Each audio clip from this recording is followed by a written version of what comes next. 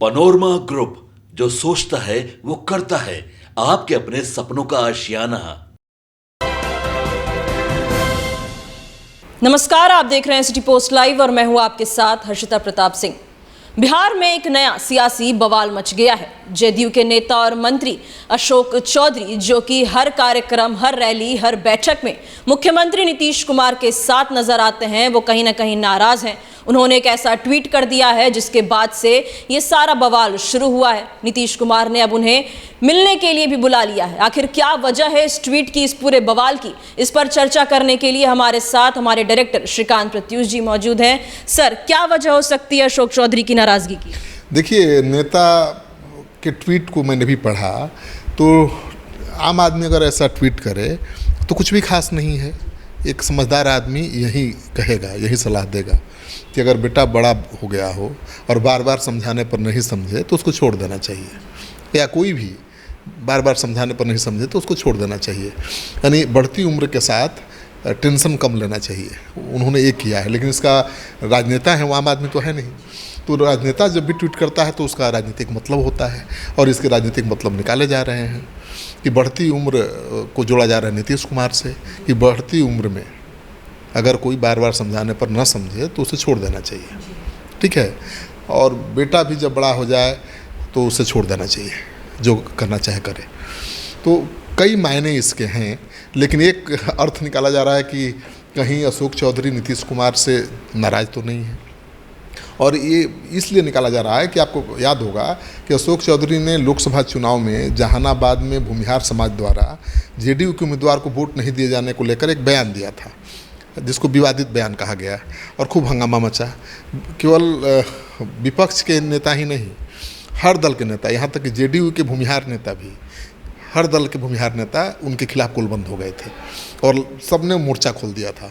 तो अशोक चौधरी चूँकि मुख्यमंत्री नीतीश कुमार के करीब जो भी होता है, चाहे वो अधिकारी हो या नेता हो, वो सबके निशाने पर रहता है, क्योंकि मुख्यमंत्री करीब होने की होड़ तो मची रहती है सबके बीच। तो मुख्यमंत्री करीब जो होता है वो निशाने पर होता है, और अशोक चौधरी के साथ यही हुआ।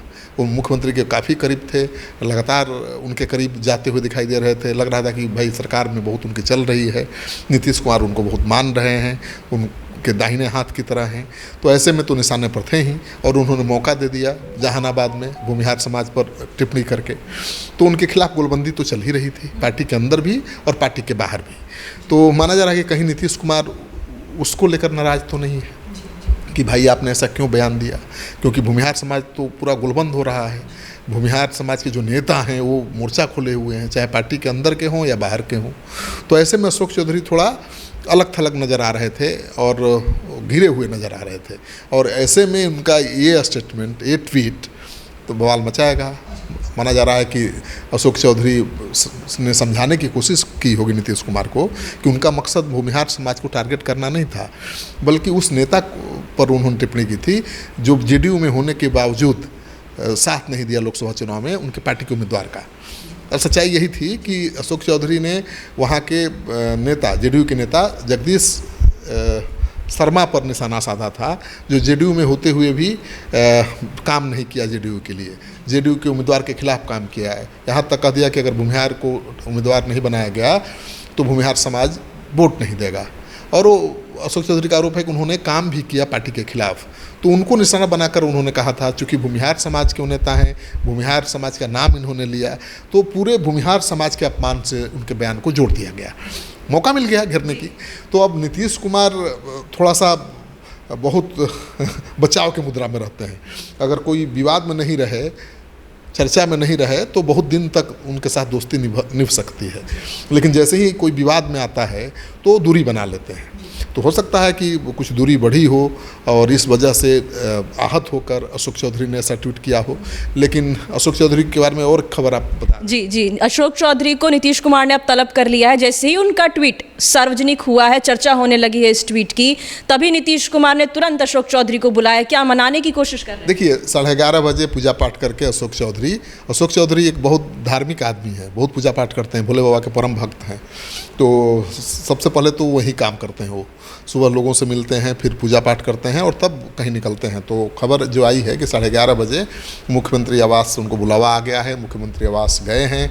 अब मुख्यमंत्री और अशोक चौधरी के बीच क्या बात हो रही है, उनकी मुलाकात पर सबकी नज़र टिकी हुई है, तरह तरह के अटकलें लगाई जा रही हैं। अब देखना ये है कि अशोक चौधरी जब मुख्यमंत्री आवास से निकलेंगे और मीडिया वाले उनसे सवाल करेंगे तो सवालों का क्या जवाब देते हैं। तो कई मायने इसके निकाले जा रहे हैं और राजनीति में तो निकाले जाएंगे। आप नेता हैं तो आपके ट्वीट को आपके पुत्र से या पुत्री से जोड़कर तो देखा नहीं जाएगा।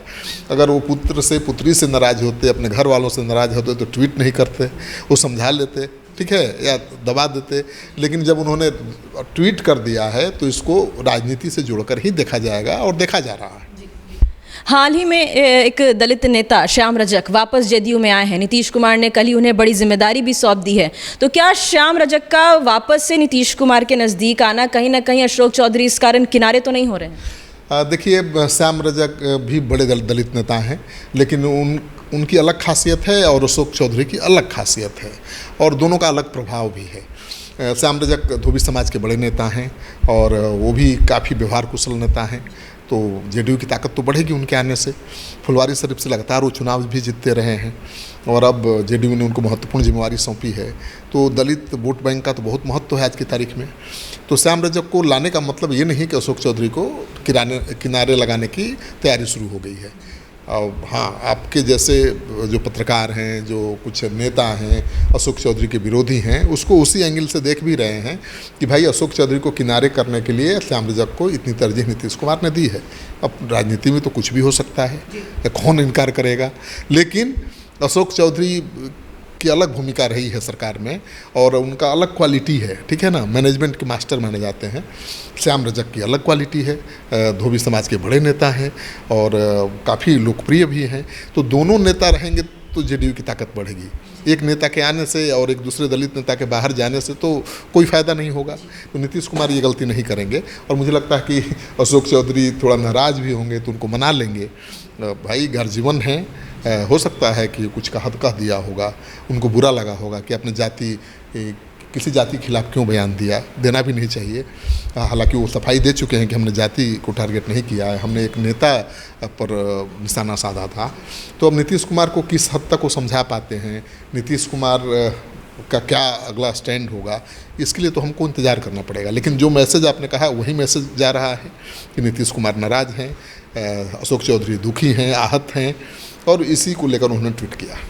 अशोक चौधरी को भी ये पता होगा कि उनका ट्वीट बड़ा बवाल कर सकता है, फिर भी उन्होंने सार्वजनिक तौर पर इतनी बड़ी बात कह दी है। तो क्या अब मानना मनाना संभव हो पाएगा? बिल्कुल, अशोक चौधरी ने तो इसीलिए ट्वीट किया है ना कि भाई वो देखना चाहते होंगे इस ट्वीट के बाद रिएक्शन क्या होता है, क्योंकि विरोधी और मीडिया जो अर्थ लगाएगा ट्वीट का वो तो स्वाभाविक है, लगा रहे हैं हम, जो दुखी हैं, परेशान हैं, तब उन्होंने ट्वीट किया है। और उस ट्वीट के बाद मुख्यमंत्री आवास कैसे रिएक्ट करता है, मुख्यमंत्री उसको कितनी गंभीरता से लेते हैं। अगर वो नज़रअंदाज कर देते, अशोक चौधरी को नहीं बुलाते, नहीं मिलते, तब तो माना जाता कि अब वो बेपरवाह हैं, अशोक चौधरी की चिंता उनको नहीं है। लेकिन अशोक चौधरी के ट्वीट के बाद उनको मुख्यमंत्री आवास बुलाना, उनसे बातचीत करना, ये संकेत देता है कि अशोक चौधरी के लिए शुभ संकेत है, ये मुझे लगता है। चलिए, आप सुन रहे थे हमारे डायरेक्टर श्रीकांत प्रत्यूष जी को।